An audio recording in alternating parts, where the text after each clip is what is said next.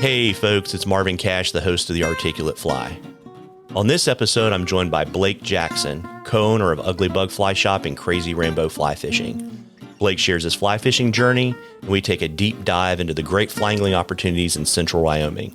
I think you're really going to enjoy this one. But before we get to the interview, just a couple of housekeeping items. If you like the podcast, please tell a friend, and please subscribe and leave us a rating and review in the podcatcher of your choice. It really helps us out. And as we continue to create and distribute more diverse content, you may want to consider downloading our iOS or our Android app. We organize our content by category so you can go straight to the content that interests you the most. The apps are free and the links are in the show notes. Alternatively, just search The Articulate Fly where you get your mobile apps. Now, on to the interview. Well, Blake, welcome to The Articulate Fly. Yeah, appreciate you having me. Well, I'm looking forward to our conversation, and we have a tradition on The Articulate Fly. We ask our guests to always share their earliest fishing memory. Boy, like most fish heads, I've got a few, but probably my earliest would be, just a fun day on my little home creek I grew up on here in central Wyoming with Dad and Grandpa and uncles, and I managed to land the big fish that day and thought I was pretty hot stuff for it, right? Teasing all my uncles, and just a memorable thing. It's like the first time I can kind of remember out fishing. These people that I thought were, elite fishermen. So that one really sticks with me. I was pretty young. Yeah, very neat. And when did you get drawn to the dark side of fly fishing? I dabbled with it when I was, extremely young, probably too young.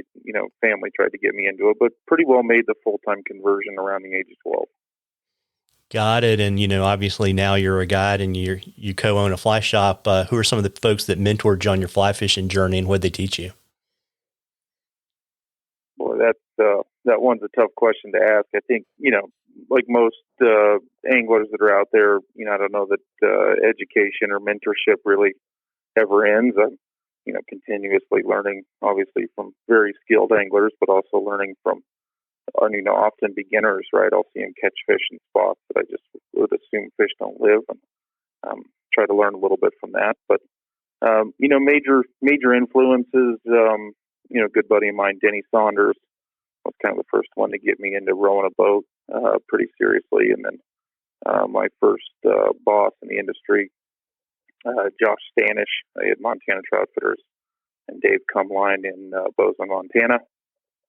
Obviously, kind of played a really big part in what I do for a living now, and my passion for it. And then my current partner, Brian Martin, his enthusiasm for the educational side of things and the philanthropy as far as expanding the business, but also giving back to the community is a big part of his mission, and therefore has become a big part of mine. Very neat. When did you get the guide bug? I had it early on. Started becoming more and more successful as I worked my way through college.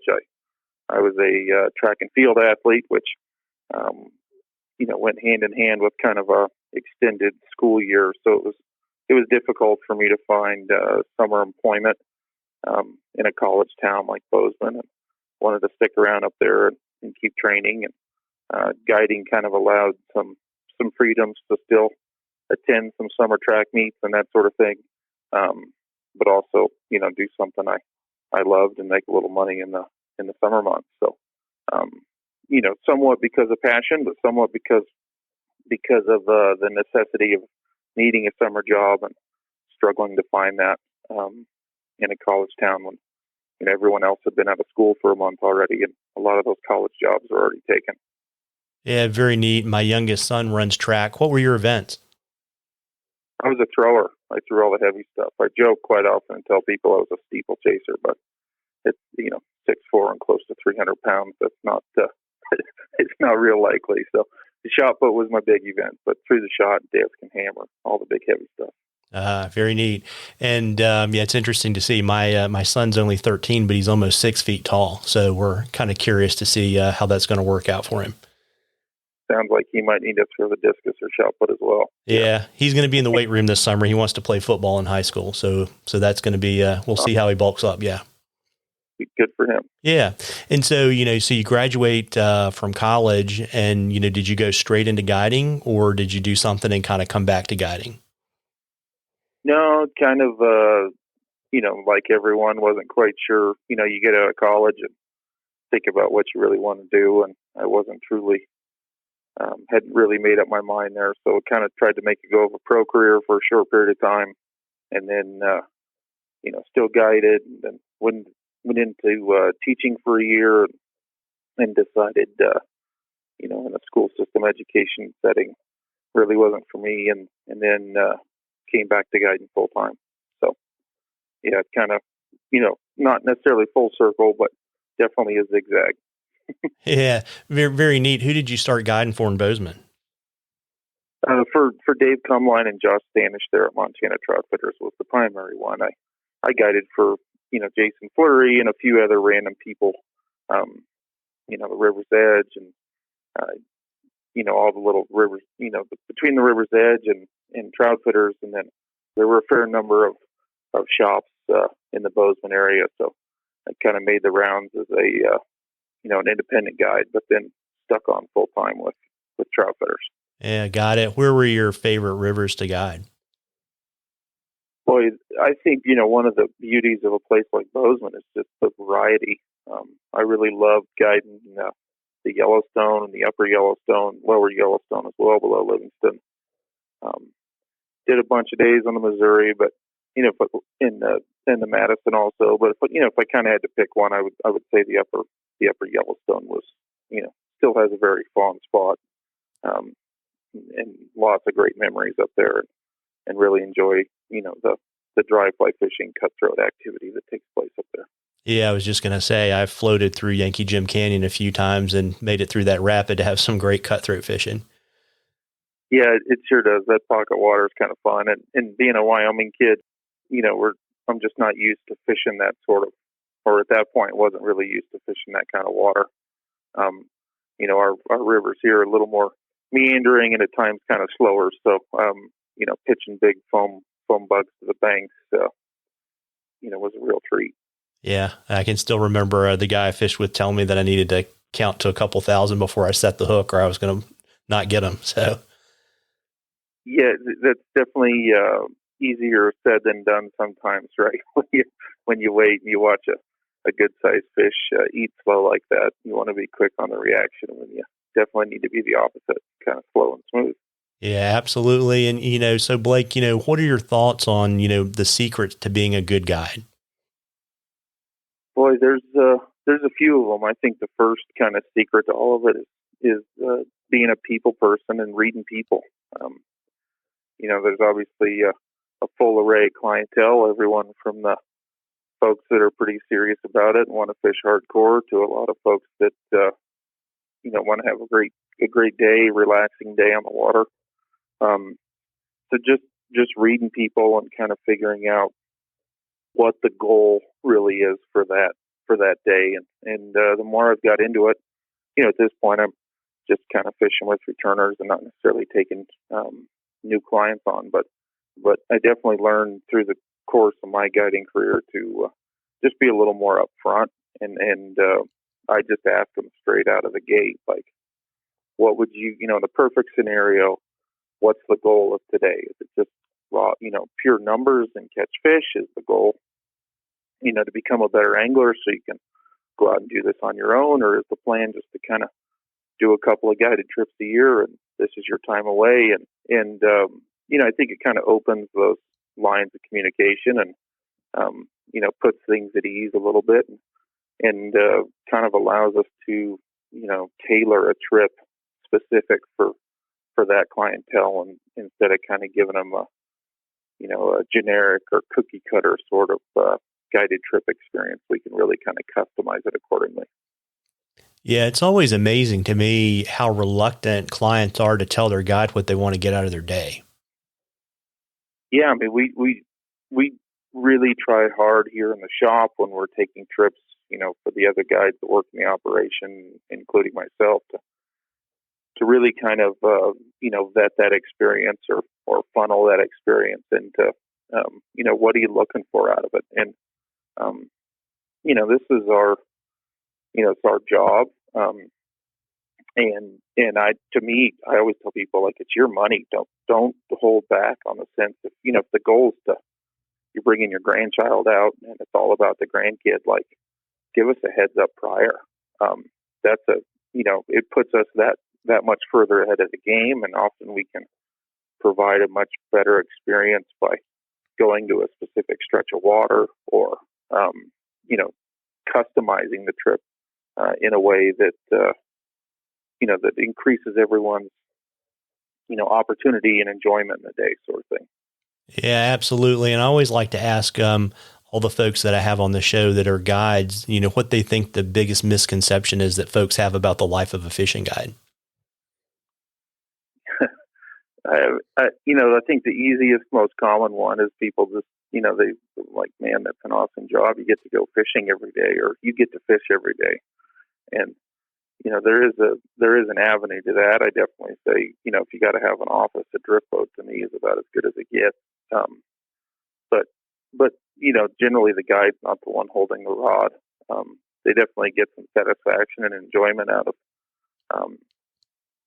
helping the customer succeed. But it's not them going out and fun fishing every day. It's them battling the wind, and there's a lot of moving parts to make a successful guide trip out of a day. So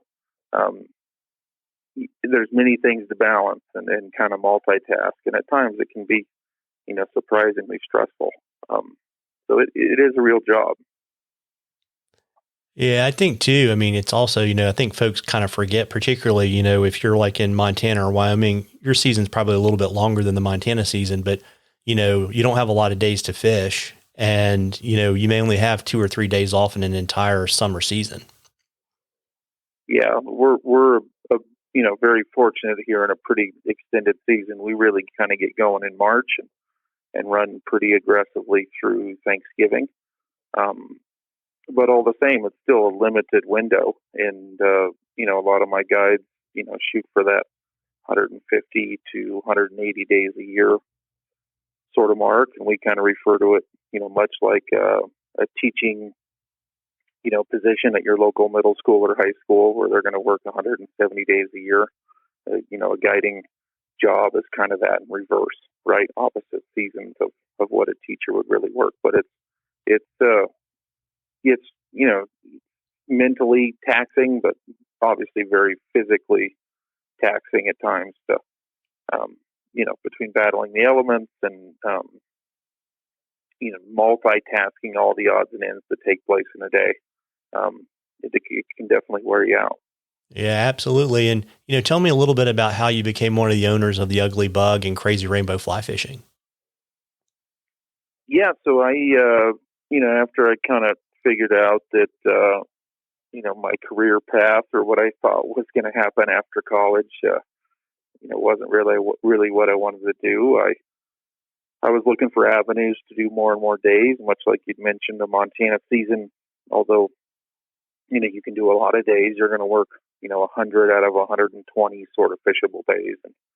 And I'm kind of a numbers dork, so kind of doing the math on what I needed to bring home annually and kind of my financial goals, I realized I needed to do more days than what that would provide. So I started, looking for other opportunities. And then, unfortunately, my dad was battling some health issues back home here near Casper. So I, had known Brian, my partner, growing up, and reached out to him, and it kind of worked that I could, work the shoulder seasons here and between here and the Bighorn and the Missouri, pretty much I started piecing together a pretty long season. And then, what this fishery had to provide and where this, kind of business was going here at the Ugly Bug, I made the move here full time and then kind of got into the partnership role just a couple years after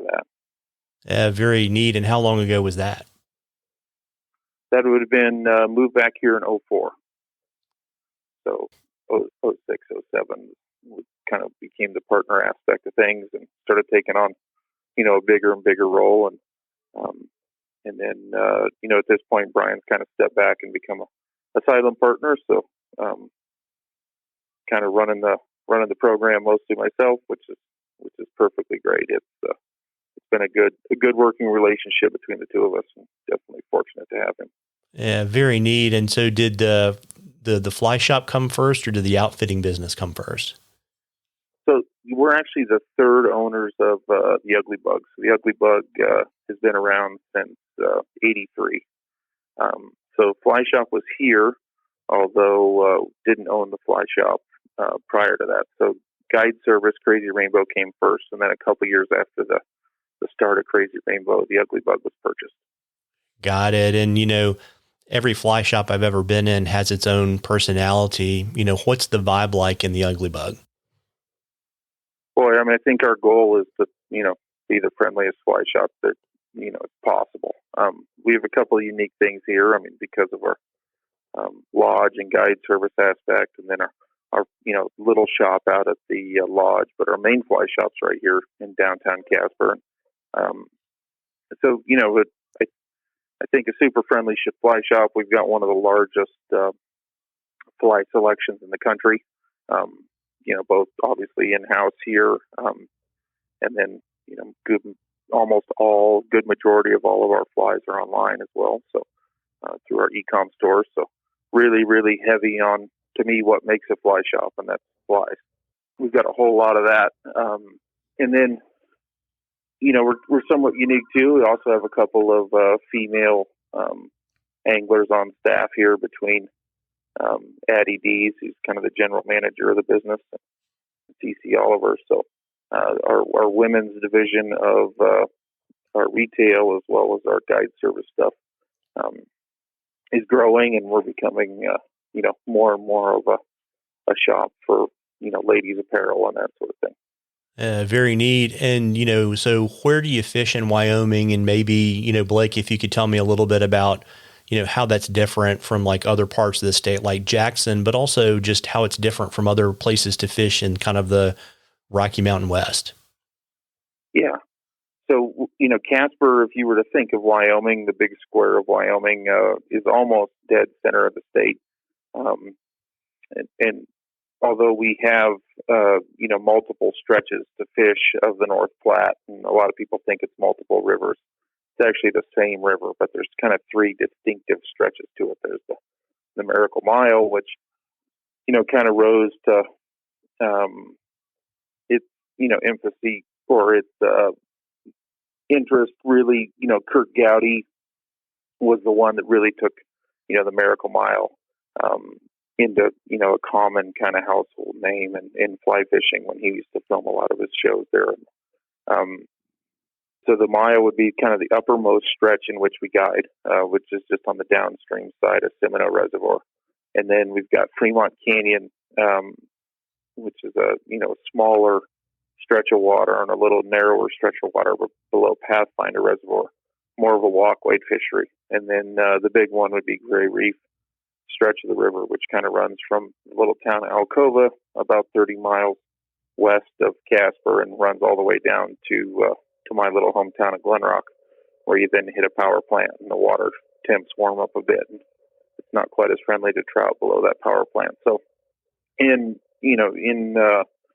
kind of the full scope of things, there's about 90 miles of the North Platte River we guide, and some distinctive stretches on that. And then we also guide the Bighorn River, which would be the Wyoming side of the Bighorn River. Obviously, a lot of people are familiar with the Bighorn, but generally think of that in the southern Montana region. And the headwaters of the Bighorn, start here in Wyoming, and the river runs north into southern Montana. So we fish from a location called Wedding of the Waters, basically north towards the town of Worland and through the town of Thermopolis.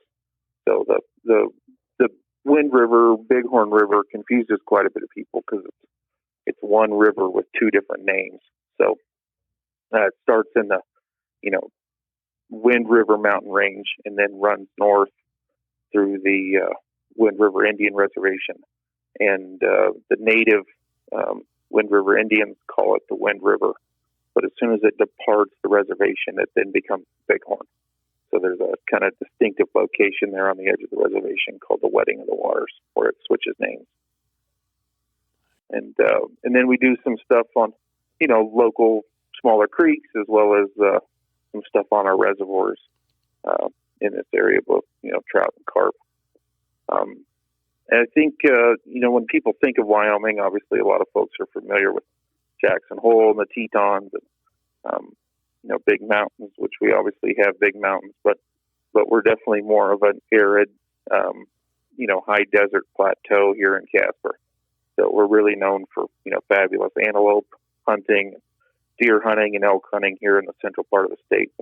But kind of unique in that we don't really have, bears and wolves. It's definitely a different sort of climate here versus Jackson Hole. We don't get quite as much snow. Kind of goes back to the desert aspect. But, our reservoirs provide a consistent water temperature, a steady food source, which, coincides with really healthy fish. So we're kind of known for good numbers of fish, but also, really healthy, good size of fish here on the North Platte and the Bighorn. Got it. So it sounds like really you've got, mostly tailwater fisheries and probably lower gradient streams than say what people might expect in like Colorado, for example. Yeah, you're spot on there. Yeah, I would compare the Miracle Mile stretch of the North Platte here in kind of looks and feel and kind of the way it fishes a little bit more like the Madison. It's more bouldery and pocket water and a little larger gradient drop than what you see on the Gray Reef. The Gray Reef to me is, for those that are familiar with, the Bighorn aspect in Montana or the Missouri, much like that kind of slower meandering high plateau river that's, pretty sizable and quite a bit of water comes down it, but it's not really a rapid, log jam sort of river. It's more of a V trough, mud bottom, kind of slow and meandering. So fish have a pretty easy life, which, helps them grow big and fat. Yeah, there you go. And, you're kind of, I guess, probably a month or so, give or take, maybe 6 weeks into your season. And, I kind of think about the season kind of where you are kind of in thirds. And I was wondering if you could, kind of break it down into kind of early, middle, and late season and kind of give folks an idea, what they can expect in each of those seasons and also maybe kind of the best way to enjoy those. Yeah, I think you're spot on there. To me, there's just like that. There's three distinctive differences. And in our spring season, which we're in right now, we've obviously got fish moving to spawning habitat. We obviously don't fish them on the spawning beds, that sort of thing, but it does lead to them being a little more aggressive. And, after the winter months, they're looking to pack on some weight, so they're feeding pretty aggressively. But our spring season is primarily a nymph fishing season for us. We get a little streamer fishing because we have a really strong leech and crawfish population here on the river. But for the most part, day in and day out, the nymph fishing is going to produce the best results and kind of lead to the most enjoyment.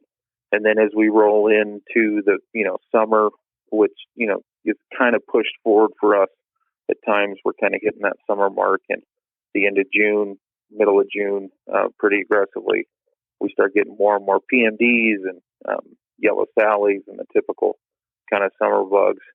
And the fish push into the riffles a little more, get super aggressive in the riffles, but some of the kind of slower lakier pools aren't quite as productive. So although there's still a lot of nymphing there, it's somewhat different. Instead of pitching towards the center of the river, you're now trying to hit seams on banks and kind of make specific casts. And that season also kind of lines up well with the dry dropper sort of program, just because the fish are sitting a little more, shallower, sitting in some oxygenated water and a little easier to find at spots up against the banks. And then we start getting, tricos, and in many years we get a really phenomenal terrestrial grasshopper beetle game going on here, which can be a lot of fun with our big fish up sipping dries. often the trico thing is a fun challenge for people. A lot of our fish like to sit in, pretty slick water, less than a foot, and really feed aggressively on those tricos. And they're definitely a little harder to pick off at times, just because you kind of have to make the right cast. Typical trico stuff. You're fishing small bugs, a little more intense on the presentation, and then often a relatively large fish on lighter tippet. Now, when I'm talking light tippet, I'm kind of talking Wyoming light, not necessarily light in the general world of trout fishing. Light for us is 4x, 5x. So, spooky for what we're used to, but compared to many anglers that are, the 6x, 7x sort of people, they're local fisheries. We don't have quite that technical sort of fishing here usually. And then when we move into the fall, to me, that's probably our most consistent dry fly fishing.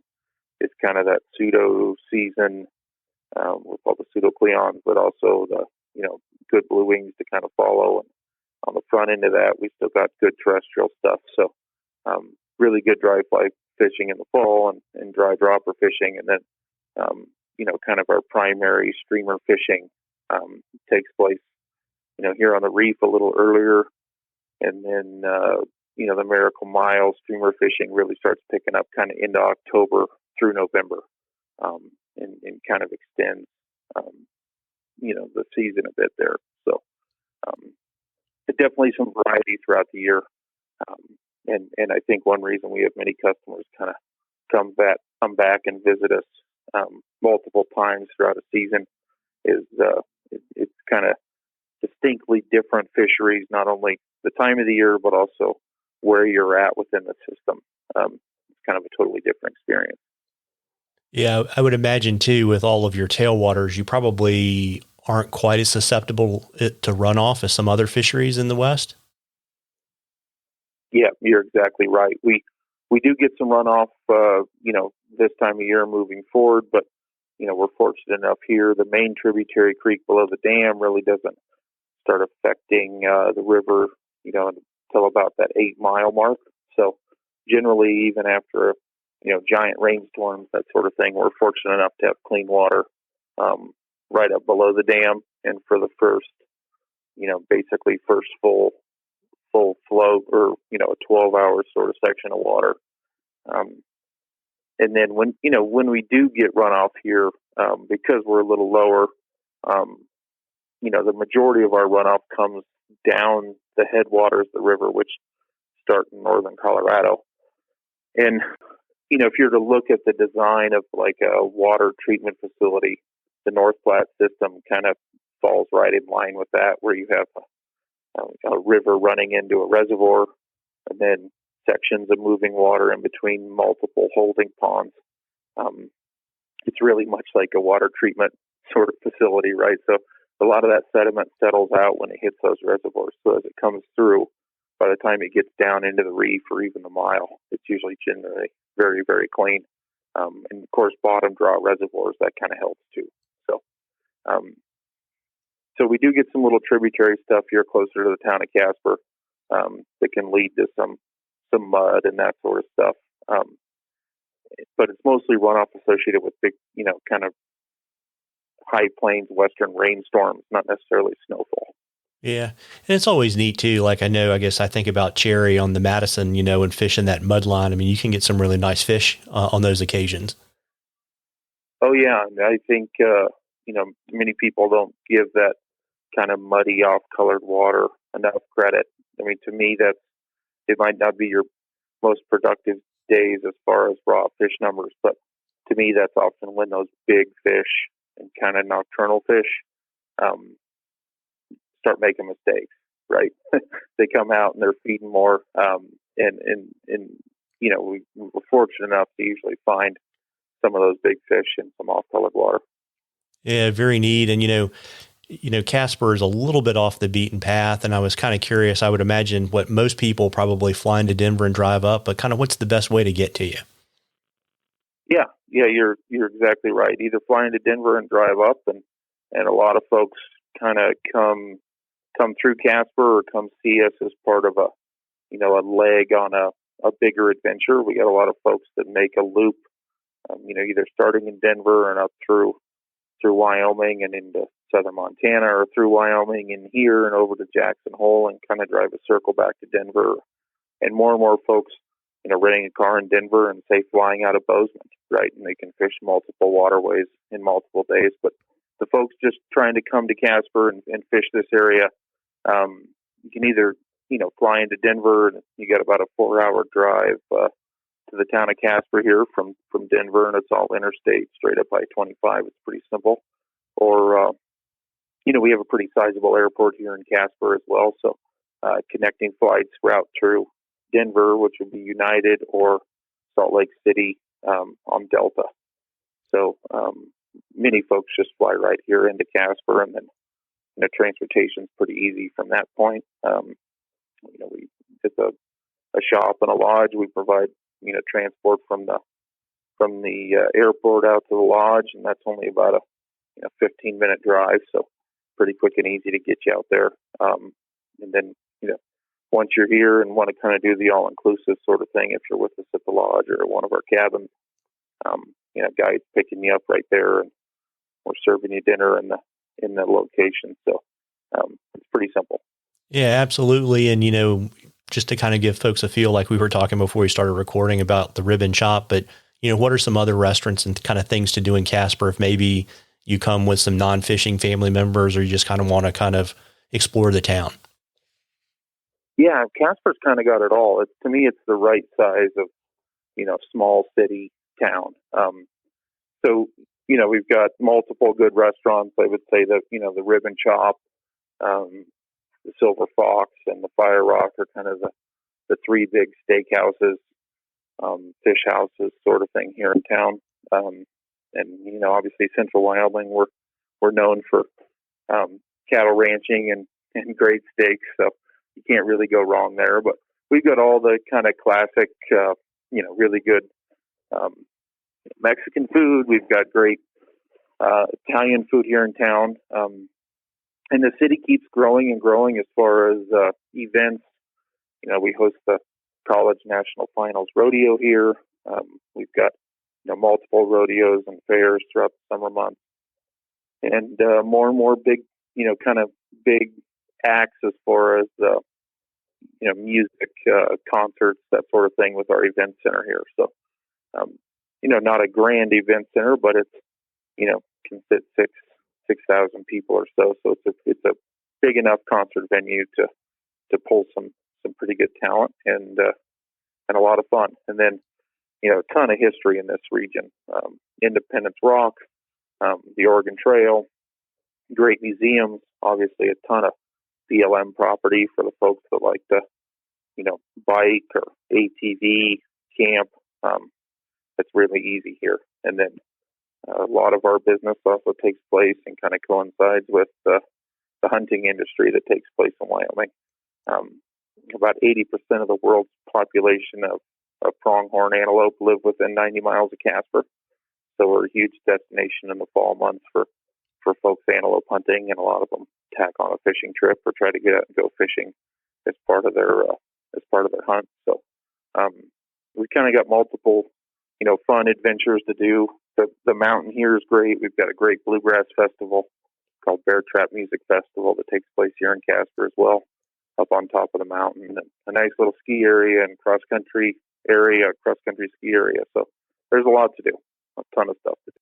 Yeah, absolutely. And I'll try to maybe grab a link from the Chamber of Commerce or something and drop all that stuff in the show notes. Yeah. And visit Casper. We've got a great kind of outdoor tourism office here in town, and they're a huge help to many visitors that are trying to plan, multiple sort of events, and they'll help you out and connect you, throughout the state if you're looking to do a loop. So, they're a great resource for info as well. Awesome. And, I always like to ask, shop owners and outfitters to kind of share their thoughts on kind of what sets their operation apart from other folks. Yeah, we have a few strategic things here that kind of set us up. Our goal's always been, and my goal's always been to to run a solid fly shop and and love life and love the people I deal with. But I think, one thing that at times or initially we kind of wondered about that's really been a great asset to us is we're one of the few shops in the country that, that hire our guide staff as employees. So generally we're able to get a more experienced guide than a lot of other locations. To me, that not that guides that are just doing this for a random job aren't a valuable resource and aren't part of the industry, but I've always tried to seek out guides that this is their profession and they think of it that way. And to me, there's a distinct difference in the two. They're trying to, please you, and they're trying to get you to come back. And they want to be successful. It's not just go through the motions sort of thing. This is their profession, and they take it, serious enough that they're willing to go the extra effort and provide, what it takes to be successful.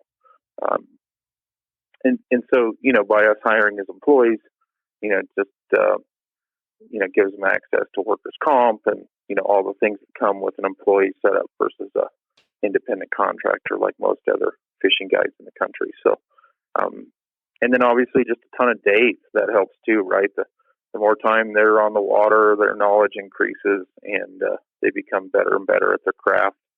And because of our extended season and the amount of work that they get, we've got a lot of really experienced fishing guides that have a great passion for it and are extremely successful.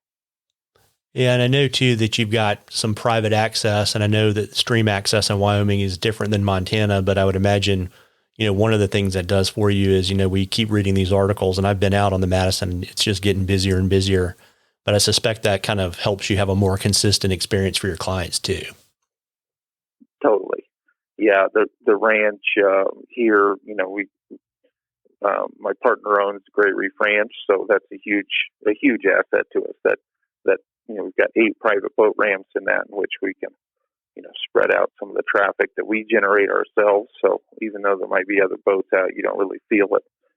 But more importantly, like most good anglers will tell you, they'd much rather be the first boat down the river than the last. So it allows us to be kind of ahead of the general public. Often the general public ramp and the few outfitters that operate off of those public ramps, they're a couple hours behind us. So yes, the river gets some traffic, but you really don't realize it because you're always ahead of it with us. And then because of the stream access laws here in Wyoming, although they can be a negative in some circumstances, obviously there's a positive angle to it as well, where we're the only ones getting out and wade fishing.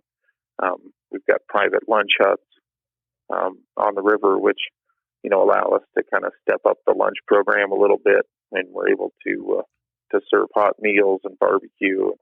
Those lunch hut gazebo sort of setups allow us to jump up and get out of the elements, as well as have restroom facilities and that sort of thing. So a big asset there to be able to do that, and definitely kind of separates us from the other outfitters operating here, but also in many cases the other outfitters in the region, because we can stop and not only just stop, but be the only one stopping, right? So it's a huge bonus for us. Yeah, and the gazebos are a big deal. I mean, if you've ever been out in a hailstorm and had to make that decision about whether you need to flip the drift boat over or not. Yeah, we don't get. I mean, we do get some crazy weather here from time to time. Obviously, it's Wyoming. We can get some storms moving in quick, but yeah, they're just a great luxury. It's you often don't realize what the sun's kind of doing to you, or the fatiguing aspect of it, and to be able to jump in that thing for 45 minutes, throw on some more sunscreen and get out of the wind or whatever it may be, can be really, really nice. And it's great for family settings, for company outings, that sort of thing. It really allows us to do some unique creative things there. I mean, we've had meetings outdoors and those with sales reps before. We've done all kinds of stuff. Obviously avoided multiple hailstorms, windstorms, rainstorms in them. But they're just a nice asset to have. Yeah, absolutely. And you touched on the hunting a little bit earlier, but you guys do cast and blast as well, right? Yeah, we do. We've got, a bird facility here on the ranch also. So it's, put and take kind of pheasant chucker operation. And then with that, we've got a 5-stand clay course, as well as 3 different kind of sporting clay opportunities, 3 separate sporting clay courses. So, the sporting clay and the 5-stand, many customers will do that in conjunction with a, fishing trip in the summer months.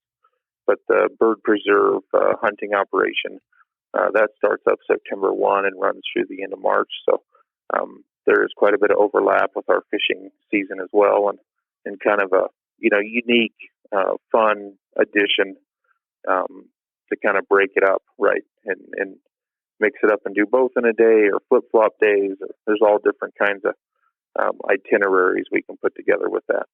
Yeah, very neat. Do you do any waterfowl as well? Yeah, we sure do.